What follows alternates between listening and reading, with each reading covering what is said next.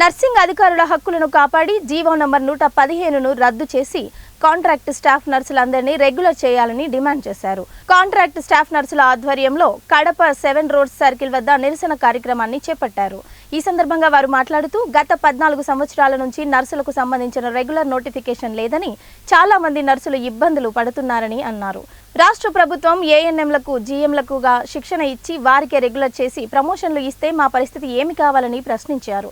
2009 నుంచి 2024 వరకు ఒక్క నోటిఫికేషన్లు విడుదల చేయలేదని వారు ఆరోపించారు. నర్సింగ్ అనేది ఒక పెద్ద వ్యవస్థ అని ప్రతి సంవత్సరం కూడా ఒక్కొక్క కాలేజీ నుంచి 150 నుంచి 200 మంది నర్సింగ్లు బయటకు వస్తున్నారన్నారు. కాంట్రాక్ట్ బేసిక్స్ స్టాఫ్ నర్సులను జీవో ప్రకారం రెగ్యులర్ చేయాలని, లేని పక్షంలో స్టాఫ్ నర్సులు అందరూ కలిసి ఆందోళనలు ఉధృతం చేస్తామని హెచ్చరించారు. పనిచేస్తున్నా కానీ మేము గవర్నమెంట్ని ఇంతవరకు మేము రోడ్లెక్కి ఎప్పుడు కూడా అడగలేదు, ఏ సమస్య పైన కూడా రాలేదు. కానీ ఈరోజు అయితే మాకు చాలా అన్యాయం జరిగిపోతుంది.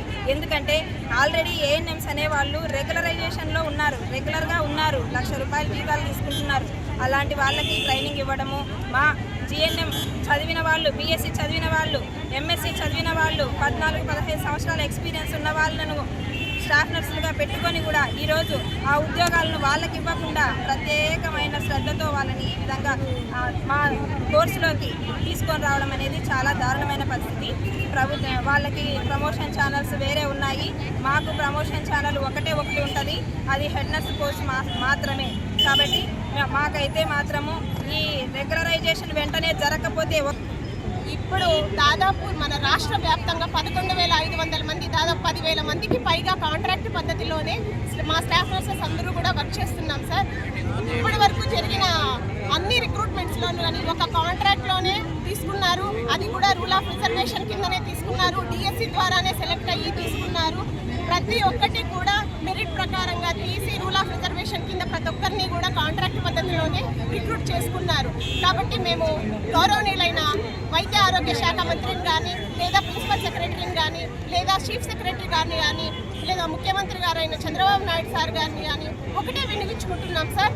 మేము ఇప్పటి వరకు చేస్తున్నటువంటి సర్వీసెస్ని పరిగణలోకి తీసుకొని మేము ఎవరికైతే ఇప్పుడు దాదాపు సుప్రీంకోర్టు ఆదేశాల ప్రకారము ప్రతి 3 సంవత్సరాలలో కాంట్రాక్ట్ పద్ధతిలో వాళ్ళ సర్వీస్ని పూర్తి చేసుకున్నటువంటి ప్రతి కాంట్రాక్ట్ ఎంప్లాయీకి కూడా ఎస్ఆర్ ఓపెన్ చేయించి మా సర్వీసును ఎస్ఆర్ రిజిస్టర్లో ఎన్రోల్ చేయించవలసిందిగా ఆదేశాలు ఇవ్వమని గవర్నమెంట్ని డిఎస్సి ద్వారా మేము అపాయింట్ అయినాం సార్.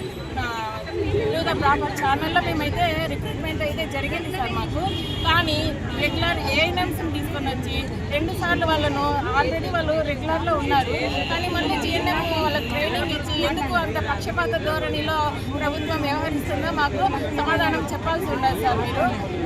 మీరు అధికారులను ఆదేశిస్తారు, మీరు మంచి గుడ్ అడ్మినిస్ట్రేటర్ అని మేము ఎంతగానో కూటమి ప్రభుత్వానికి ఓట్లు వేసుకుని మేము మిమ్మల్ని గెలిపించుకున్నాం సార్. కానీ మీ వల్ల కూడా మాకు అన్యాయమే జరుగుతుందని మేము విన్నవించుకుంటున్నాం సార్. ఇంకోటి సార్, 150 నుంచి 200 మంది బయటకు వస్తున్నారు students. GNM, BSc nursing, MSc nursing వస్తున్నారు. అట్లా వేసుకుంటే టోటల్ రాష్ట్ర వైడ్గా 670 కాలేజీలు ఉన్నాయి. 6,000 నుంచి 10,000 మంది బయటకు వస్తున్నారు. వాళ్ళకి మీరేం సమాధానం చెప్పబోతున్నారు?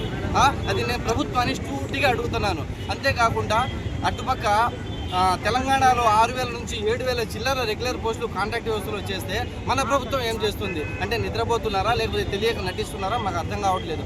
అంతేకాకుండా ఇప్పుడు ఎవరైతే ఉన్నారో హెల్త్ మినిస్టర్ గారు ఈ జేఎన్ఎం టు జిఎన్ఎం ప్రోగ్రాము ఇది పద్ధతి